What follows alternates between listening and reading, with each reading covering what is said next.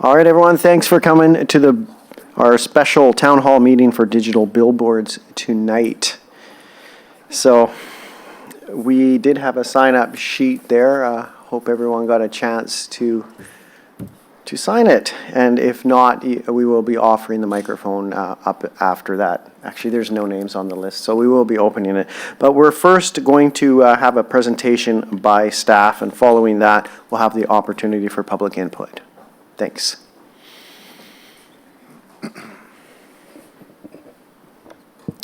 Good evening, Acting Mayor and Council and members of the public. This evening I will be presenting an overview of, of the digital billboards item in this town hall meeting. Bear with me here, it may take a second.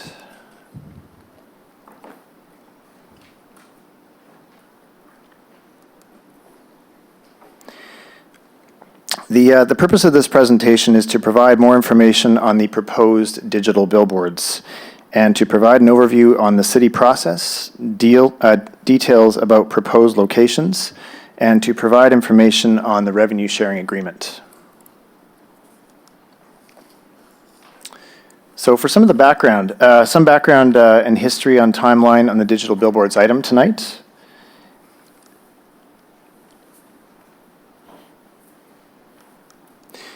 And details, some specifications on the physical billboards that are proposed to be installed, and locations, information on the actual proposed locations within the city, and explanation of why they are the preferred locations.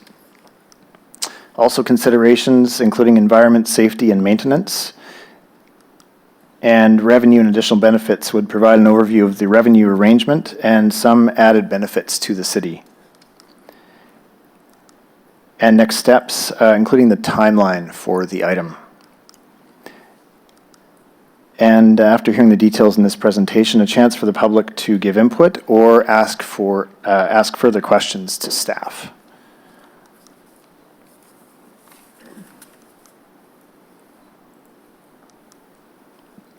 So for some background, relating to the Council's 2019 to 2022 strategic plan, the Port Moody Council Strategic Plan provides a framework for the decisions Council will make and identifies 5 strategic priorities with specific outcomes and actions. One of those strategic priorities is economic prosperity. So with this item, the objective is to ensure a sustainable and resilient municipal economy and diversify the city's revenue sources. The action there is to diversify the city's revenue sources to ensure sustainability. The Port Moody Citizen Advisory Group is comprised of approximately 250 Port Moody residents who provide input to Council on a variety of issues and topics such as budget, master plans, and new projects. At this workshop, 52 residents attended the workshop to discuss revenue diversification, and digital billboards was one of the topics discussed. The workshop was held in June of 2019, with a focused agenda and designed to explore potential opportunities for the city to gain additional non-tax revenue. Some ideas discussed at the meeting were pay parking, casino revenue, development revenue, and advertising digital billboards. Digital billboards and the associated advertising revenue was an acceptable option. Other opportunities may still be explored in the future. More detail will be provided later in this presentation with regards to revenue and additional benefits to the city. So relating to a timeline, on May 14th, 2019, Council directed that staff report back with proposed amendments to the Sign Bylaw that would be required to support billboard advertising in Port Moody in order to generate advertising revenue.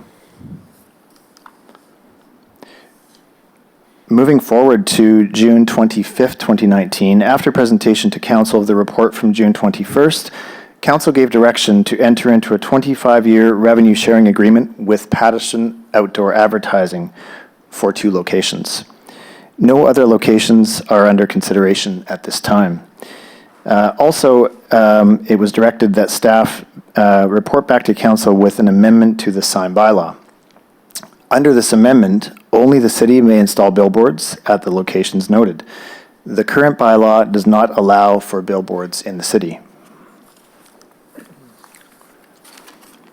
Following, in October 8th, 2019, Council directed that a town hall meeting regarding digital billboards be organized prior to the adoption of the Sign Bylaw amendment or the execution of any contract related to billboards. So to give an overview of the timeline, in December 2018, Council directed staff to explore billboard advertising revenue options. Consultants prepared a study to provide details regarding advertising opportunity for the city.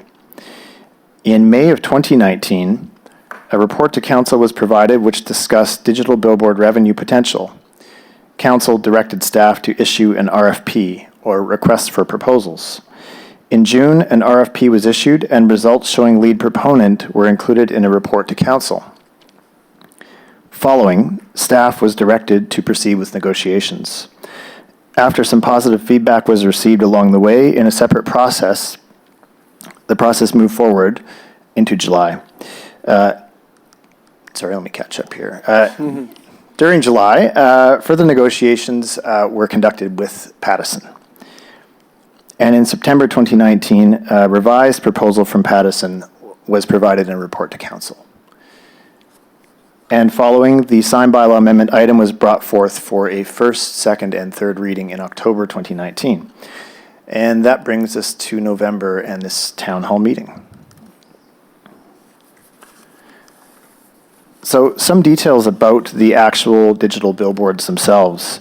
Some of the specifications of the digital billboards include the size. It's 10 feet high by 35 foot wide, double-sided screen at each location, with each double-sided LED screen facing the opposite direction. No cost to the city in the design, construction, and maintenance of the billboards, as all these costs will be borne by Pattison. The billboard structure will feature the signature Port Moody blue color.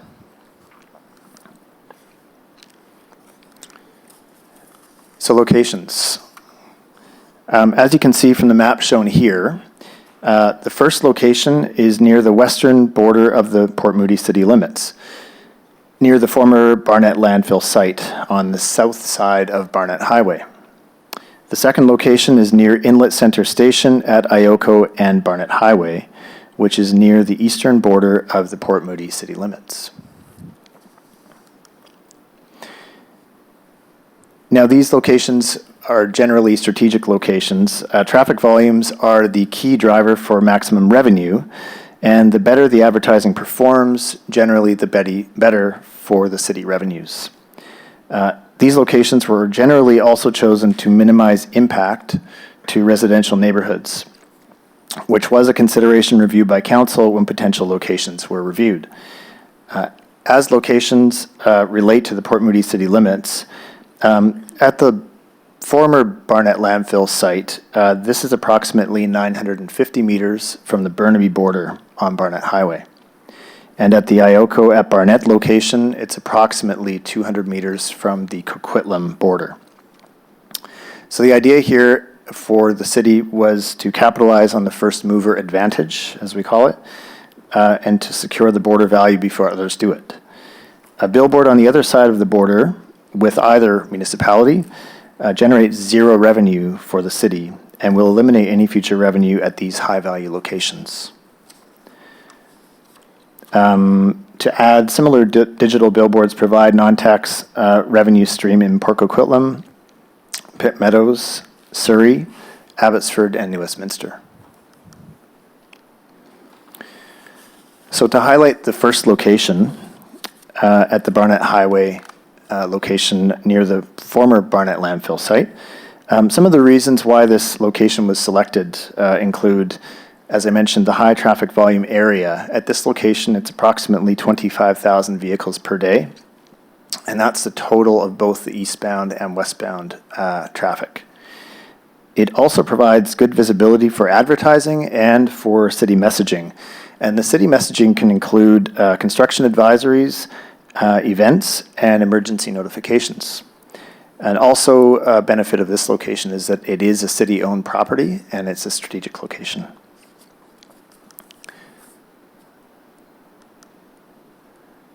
And a couple renderings of what the billboards may look like at that location.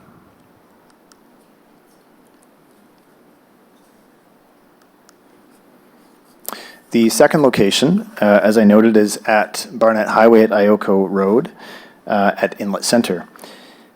Some of the reasons why this location was selected, again, it's the high traffic volume, and even higher at this location. We're seeing approximately 50,000 vehicles per day. And that's, again, the total of both the eastbound and westbound directions. Also, this area is well-traveled and a relatively bright area already, with SkyTrain, streetlights, and businesses surrounding. Again, great visibility for advertising and city messaging, and again, includes construction advisories, city events, and emergency notifications.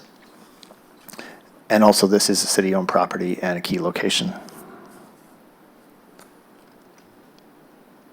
And a couple of renderings of what it may look like.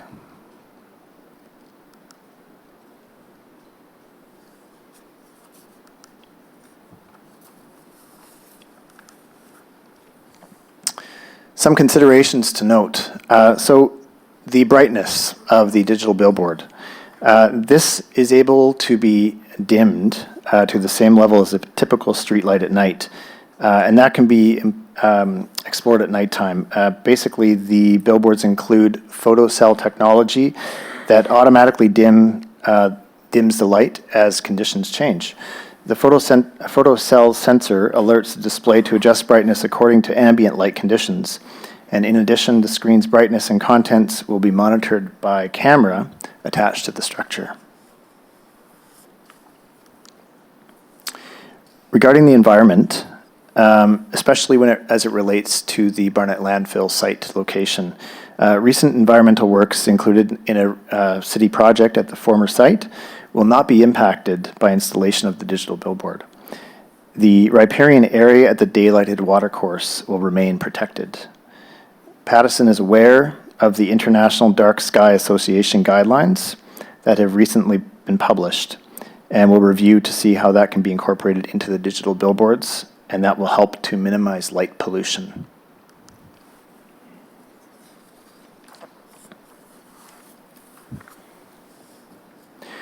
Regarding safety, so the standards here come from various organizations and studies.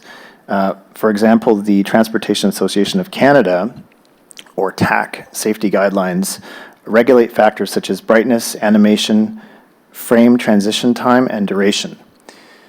Studies conducted by TAC and the U.S. Department of Transportation Federal Highway Administration show no increase in traffic safety risks associated with static message digital billboards.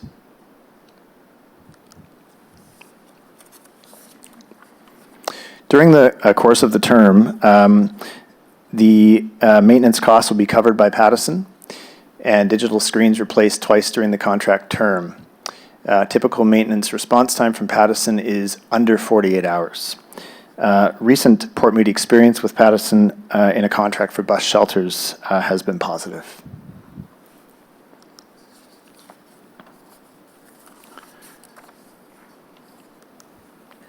On to the revenue.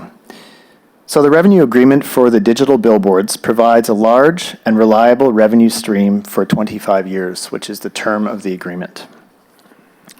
This agreement also includes a $600,000 signing bonus, and the city receives a share of 45% of the total advertising revenue, which is higher than the industry standard and frames a favorable agreement for the city. The minimum guaranteed revenue, I'll get to this chart here,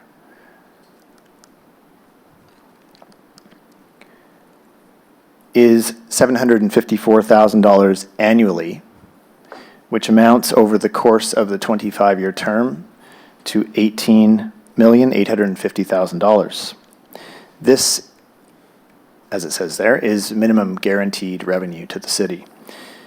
Now, based on estimates, there's a higher amount that may be achieved. This is dependent on market conditions and the amount of advertising sold, and totals $1.18 million annually and $30.1 million over the course of the 25-year term. Now again, this is dependent on advertising sold at each location.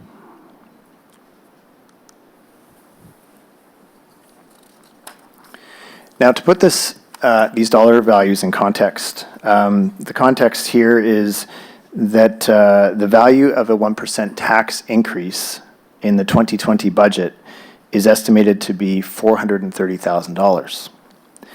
Therefore, when we use these numbers, the potential estimated average income of in year one, which is slightly less than the 1.18 million, is just over $1 million. And annually, that extrapolates to an estimated 2.4% tax saving, or estimated that it could potentially offset a 2.4% tax increase. The hope is that with additional revenue from the city and the digital billboards, this will help offset the need to increase taxes in future years.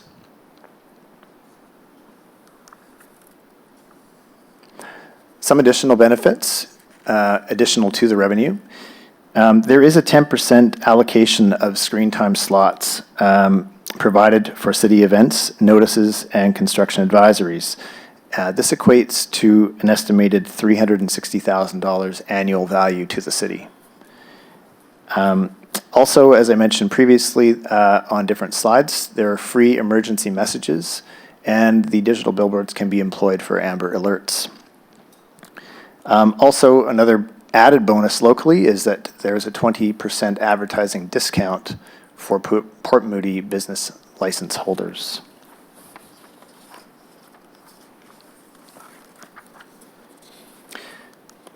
Next steps.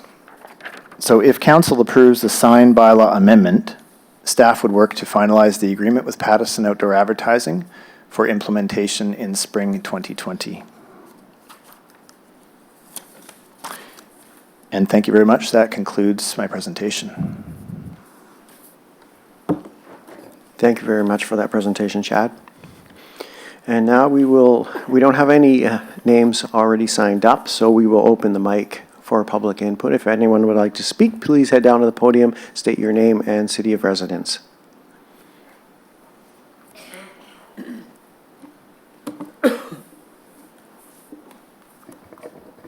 Good evening, Acting Mayor, Council, audience. Hopefully some people are watching this on the video screen tonight. And also, I think we've also seen some of the commentary that's been in the social media with respect to this particular initiative. First of all, I'd like to say I'm fundamentally opposed to this.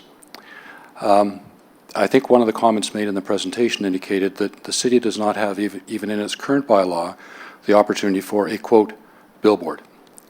We're now going to the ultimate of a digital billboard that flashes with signs every 5 or 10 seconds.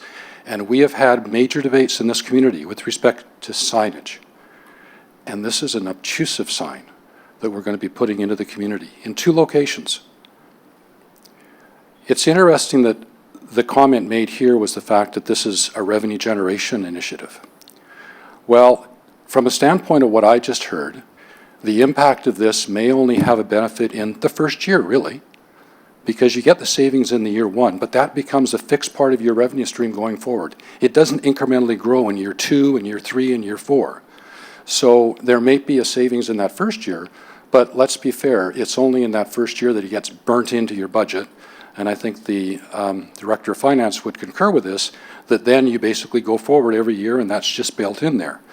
So there is some concerns with respect to how it's being implied that this is a huge revenue gain for the city. But it is more back to the basic fundamental point.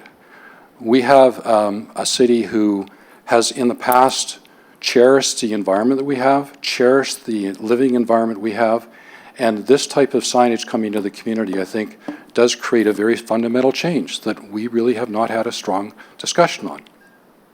So I would urge Council to reconsider this.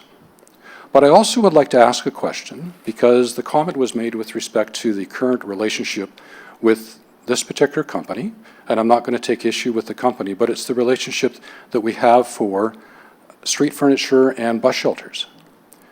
I have been hearing that the city is looking at possibly some changes in its street furniture.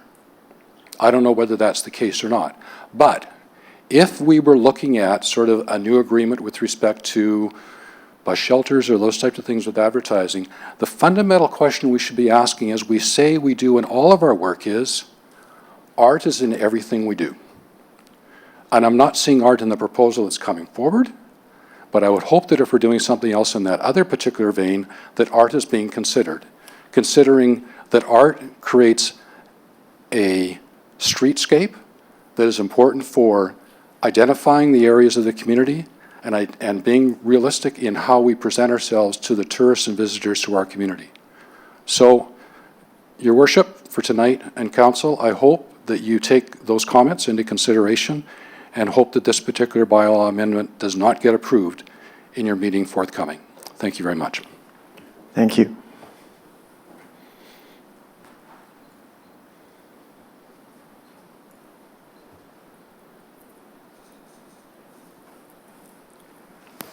Good evening, Acting Mayor. My name is Wilhelmina Martin, and I'm a resident of Port Moody. I'm also here to oppose this particular initiative for the very similar reasons that have just been identified. I don't feel it contributes anything to the City of the Arts. I don't feel it's artistic. And I think it becomes the thin edge of the wedge. Anyone getting off the ferries in Schwartz Bay is confronted with an entire series of billboards, and it's always viewed as being rather detrimental to the streetscape, and this is the thin edge of the wedge. You become dependent on this income. I'm sorry, I don't see any benefit to us as a community in terms of having this particularly 35-foot large blinking light at the corner of Ioco and Barnet Highway. I see that as being rather obscene. And I think there's a lot we could do better, and there should be other ways for us to get money into the city. And one of those ways is not spend as much. Thank you. Thank you.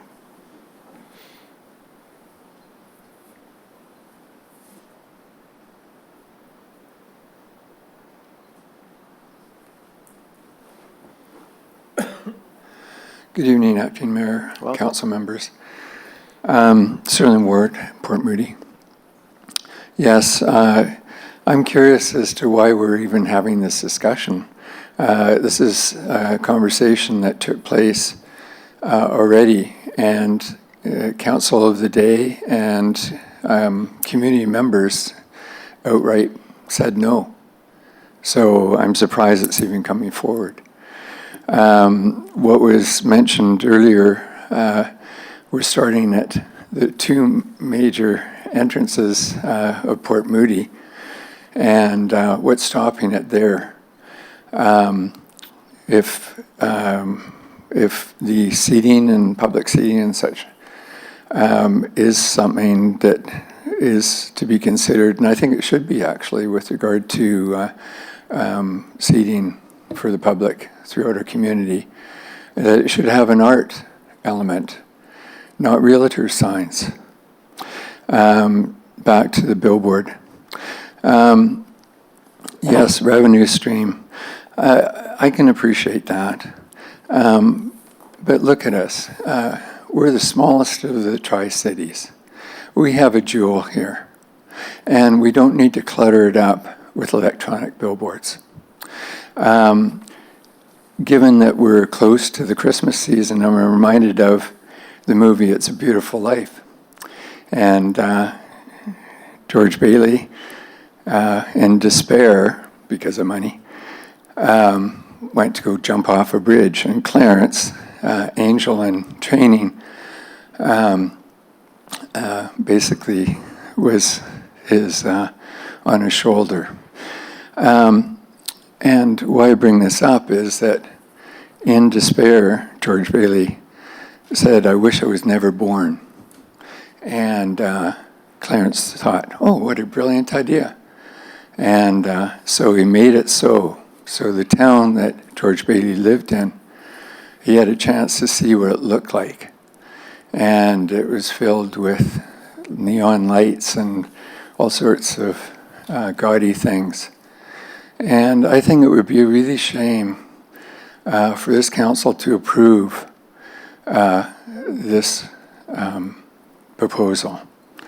We have wonderful investment opportunities of people wanting to invest in our city. And why is that? Because we have a jewel here. So I'd ask that you preserve that, please, for our community. Thank you very much. Thank you. Come on down.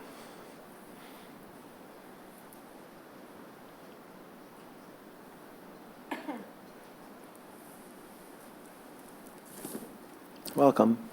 Thank you. Diana Brown, Port Moody. I don't know that I've been so upset and disgusted about something for a long time. I was at the meeting here when we went through first, second, and third reading and had wanted to speak at the end of the meeting about it, but at 12:15 I had decided to go home, which was too bad. I should have waited. I understand that night that, and I think it was Acting Mayor Malani, who was Councillor Malani at that particular meeting, and he mentioned something about there was the possibility of a 20-foot one rather than a 35-foot. And I guess it wasn't, you don't get as much money for a 20-foot one, but I could see certainly the possibility of a 20-foot compared to a 35-foot. Every day that I go past that corner at Ioco Road there, and I think about a 35-foot digital flashing sign, I just get sick thinking about it. It just is not going to do anything for our beautiful city of Port Moody. And I didn't realize that the city has actually been talking about this whole thing since last December. And I didn't go to the meeting, the focus meeting in June, because I wasn't in town. But I find that it's just, I guess, been going on for quite a long time now, and all of a sudden now it's hitting us, and it's just so upsetting. And we have no input into the advertisers. I noticed this morning that Unifor wants to, had mentioned on the radio this morning that they are going to buy digital space on these signs. And I just thought, not that I'm not in favor of the bus drivers getting a fair deal, but it hit me that you don't have an opportunity as a city to say who goes on those signs and who doesn't. And I also don't believe for 1 minute that taxes aren't going to keep going up in Port Moody. And I'm almost at the point of thinking that maybe I should have felt differently about a casino on our landfill site or the adult entertainment zone, as it has been known, and just have it there and be done with it and get our money from it, because do we have to keep fighting all these things that people keep coming up with in Port Moody? I just feel sick about this whole thing. Thank you.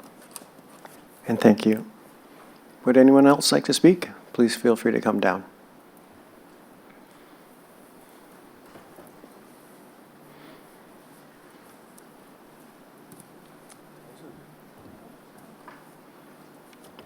All right, we're going to ask once again. Yes, please feel free to come down.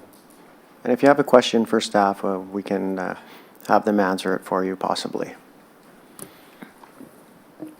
Thank you. I'm not going to repeat what I said earlier, but I just wonder on the public engagement on this thing, how well it's actually been undertaken. Because it really does, it concerns me a little bit because of what I've seen in some of the social media that maybe they don't even realize that this particular event tonight is happening. I always have a little bit of concern with respect to public hearings, and this is sort of like that in a little bit, that you get input and then like 2 hours later you make a decision based on that input.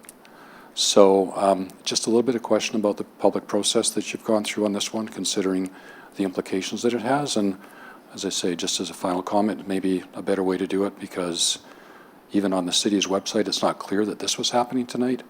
Our local newspaper, the readership of that, of course, is dropping down.